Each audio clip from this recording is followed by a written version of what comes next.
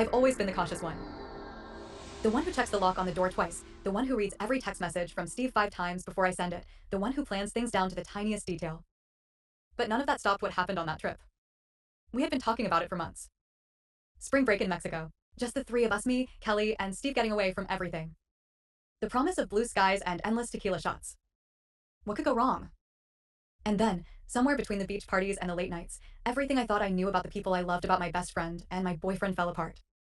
It started innocently enough. We were on the balcony of our rented beach condo, the three of us watching the sun set over the ocean. The air was warm, and I could smell the salt from the water as it mixed with the faint scent of Steve's cologne. It felt like we were in a dream like nothing could touch us.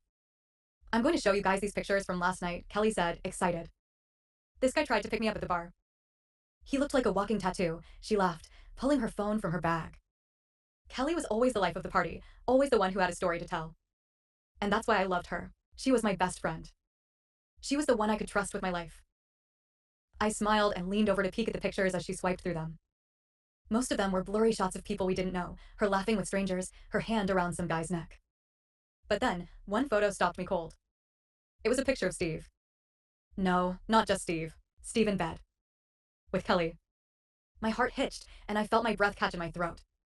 There was no mistaking it. Steve's messy hair, his face half lit by the glow of the morning sun. Kelly's long hair spread out across the pillow, her body close to his, both of them looking too happy for it to be anything but real. I stared at the photo, unable to move, unable to breathe. Kelly was still talking, oblivious. "Can you believe this guy? He wouldn't stop hitting on me, but I just thought he was funny. Look at him, Ugh. What was I thinking?" I didn't hear her. I couldn't hear her. The only thing I could hear was the blood pounding in my ears. "Kelly," I whispered, my voice shaking. She stopped talking and turned to look at me. The smile on her face faltered. "What's wrong?" I held up the phone, showing her the picture, my fingers trembling. "What? What is this?" I asked, my voice barely above a whisper. Her eyes widened, and for a split second, I saw guilt flash across her face. But then she quickly covered it up, flashing me a strained smile.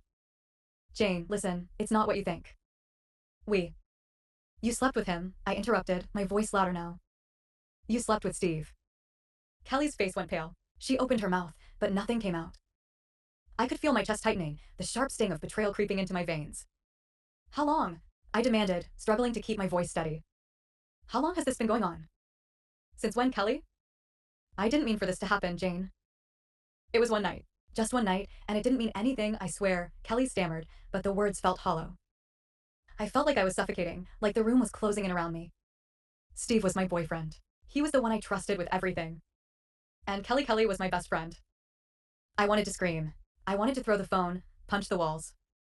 But all I could do was look at her, my best friend, my sister, and feel like I didn't know her at all. "You're lying," I said, the words bitter in my mouth. "You're lying to me. This wasn't just one night. You don't just sleep with your best friend's boyfriend and pretend it means nothing." "I didn't," Kelly started, but I couldn't hear her anymore.